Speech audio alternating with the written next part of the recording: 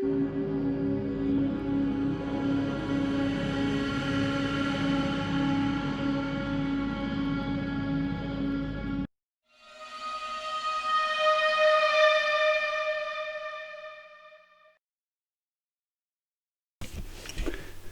everybody, this is Jack at the paranormalintelligenceagency.com. Thanks for being with us today. First of all, I wanted to thank everybody out there that's watched the first 2 seasons of Ancient Civilizations on Gaia. Thanks to you, we've had 8 million viewers, and the 3rd season will debut December the 21st. So be with us for that. I will be hosting a new radio show called Jack Carey Paranormal Planet, and that will be on the BXP live YouTube station, so tune in for that as well. And today we're going to investigate an ancient mystery that goes back to the American Southwest. And this might be a mystery that some of you have heard of, but you may never have heard all of the details and evidence put together the way that I have. One of the greatest natural wonders of the world cuts deep into the heart of the Arizona desert, the Grand Canyon. Beautiful and breathtaking, this vast cleft in the earth holds many secrets, and perhaps none are more mysterious than the one reported in the Phoenix Gazette on April 5th of 1909. An explorer, a man named G.E. Kincaid, who had served with the Smithsonian for over 30 years, was reporting a startling archaeological discovery.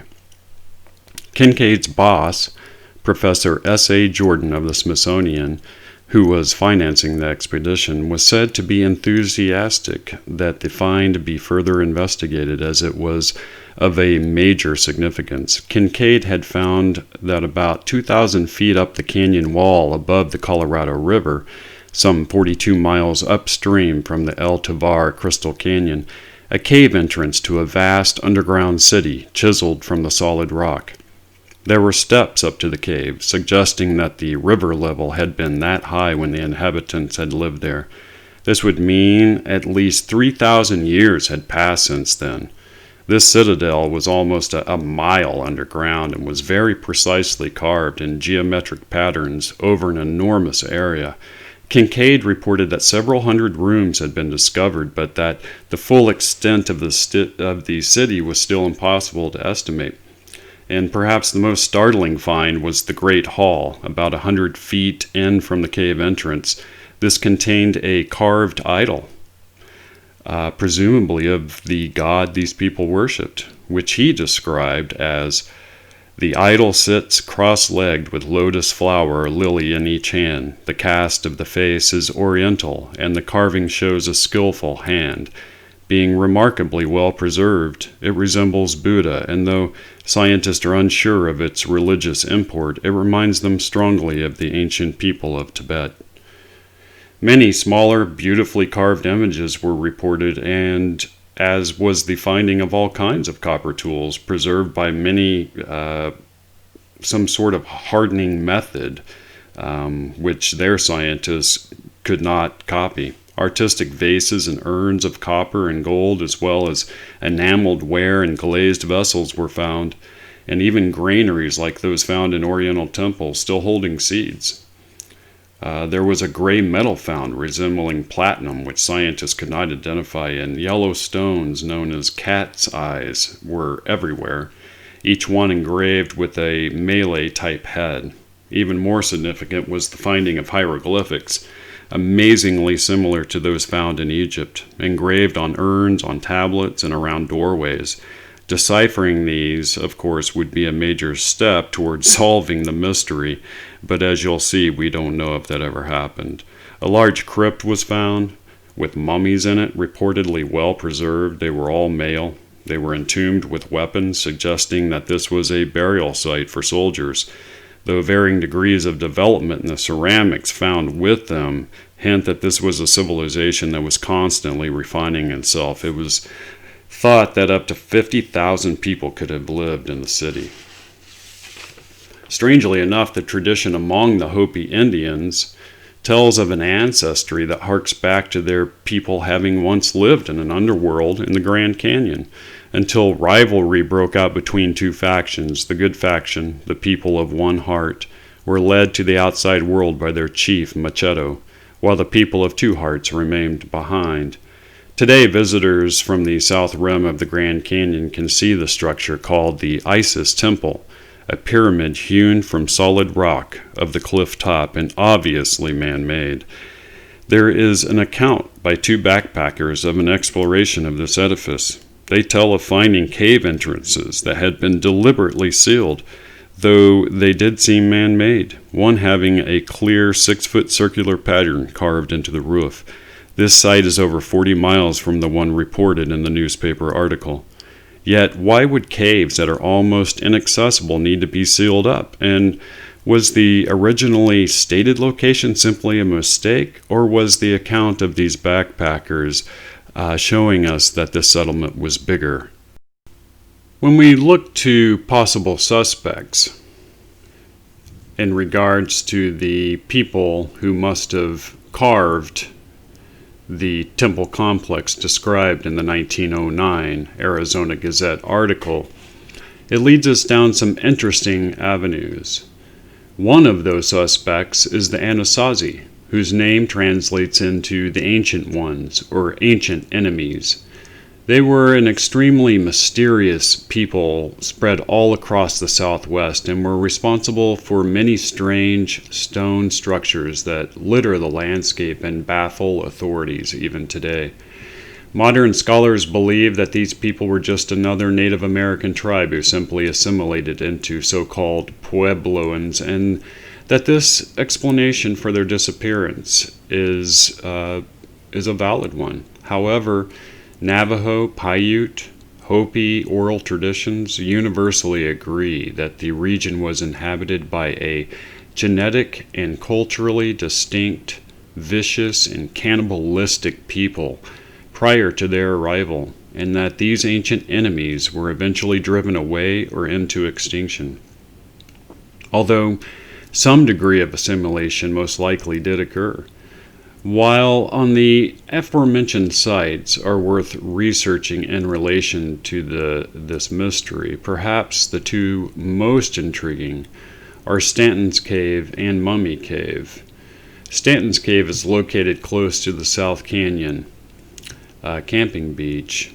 It's not within the forbidden zone. This cave was originally believed by the authorities to be man-made and is currently sealed with metal bars to prevent entry. According to the sign, this is for people's safety and to protect an endangered bat habitat. The ceiling of the cavity is clearly vaulted, and it does not resemble a natural feature. It is also known that this cavity was inhabited in the distant past, and many precious artifacts were removed during an official excavation in 1969 and 1970.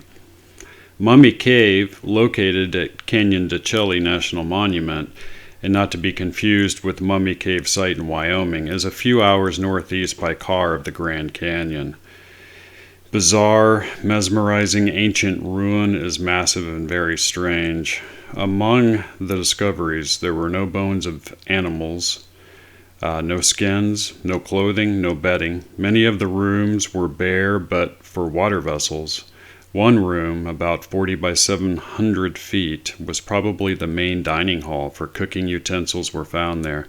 What these people lived on is a problem, though it is presumed that they came south in the winter and farmed in the valleys, going back north in the summer. Upwards of 50,000 people could have lived in the caverns comfortably. One theory is that the present Indian tribes found in Arizona are descendants of the serfs or slaves, the people which inhabited the cave.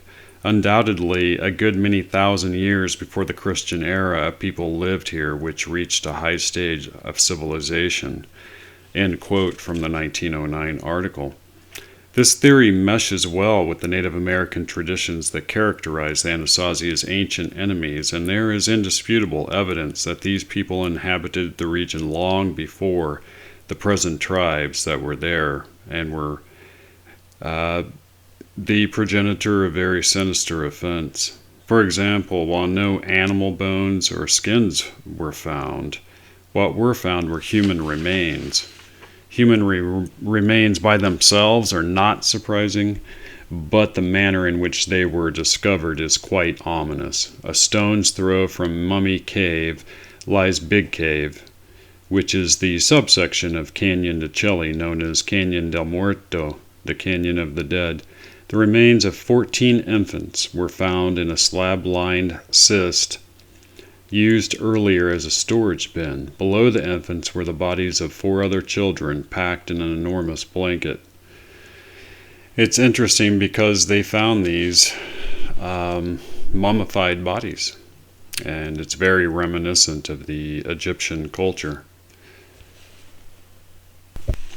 Investigators have made inquiries to the Smithsonian regarding the names in the 1909 Arizona Gazette article discussing this discovery. The Smithsonian in the year 2000 denied ever knowing anything about this discovery or the 2 gentlemen that are mentioned in the article. However, it can be proven that Professor Jordan was indeed closely affiliated with the Smithsonian Institution for 30 years, spanning from the 1880s up until about 1910. And he conducted ichthyological expeditions on the Colorado River and into the Grand Canyon. And according to early census records, Starr was not his given middle name, and it did not become legal until later in the life when he selected it. Jordan served as president of Stanford University and was a fervent believer in eugenics.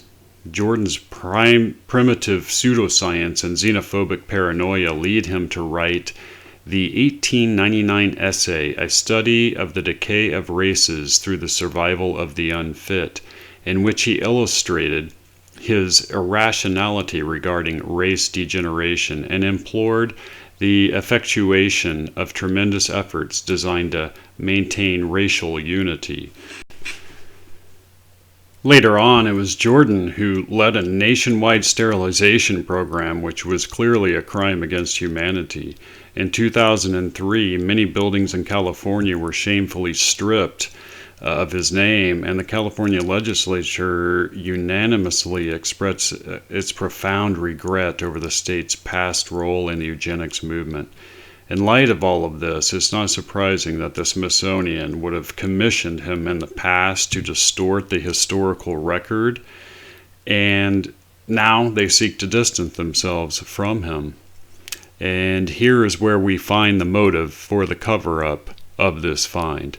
It was discovered by a man who believed that any other race that would have settled in North America must be covered up because it was the white man's right to rule North America. And so what you have here is somebody who was used by the Smithsonian because of his views to control the historical narrative of westward expansion and the idea of manifest destiny, which many people will know about from school. So herein lies exactly where the cover-up began, and it was and is the motive for the continuing cover-up. Now, many historical skeptics out there will tell you that there was no transatlantic trade taking place before Columbus's time. And many of these people are completely unaware of a documentary that has been titled The Curse of the Cocaine Mummies. This documentary is on the findings of routine tests on a mummy in a Munich museum which showed high levels of nicotine and cocaine.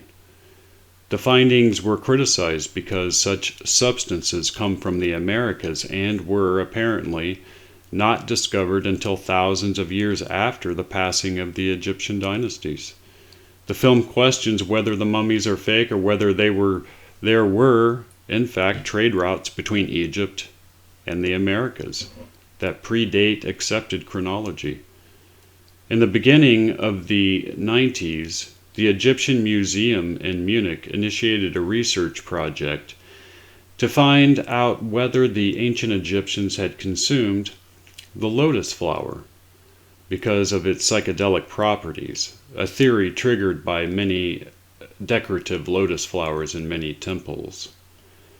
Dr. Svetla Balabanova, a renowned toxicologist of the Forensic Medicine Institute in Ulm, Germany, examined 9 mummies on request of a museum and found that instead of lotus flower remains, an abundance of nicotine and cocaine was present.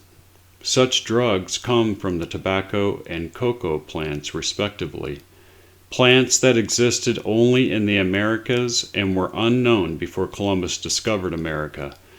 To be sure, she requested that 3 other laboratories repeated the test, and all came up with the same result. Even though these techniques are used in criminal lawsuits the world over and are 100% accurate, the scientific world headed by the Oxford University reacted furiously and denied the outcome, since it implicates that there was contact between Egypt and the Americas before Columbus, which is regarded by science as absolutely impossible.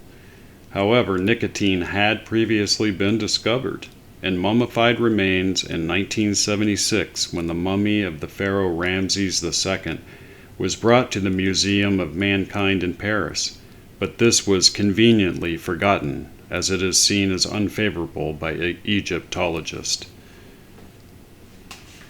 And that's it for today, guys. So it is a fascinating mystery, and one I will continue to investigate. But be sure to join us on the 3rd season, Ancient Civilizations, December 21st, and coming up here, December 9th, you can join me on Jack Carey's Paranormal Planet on the BXP YouTube station. Until then, guys, be good, and I'll be investigating.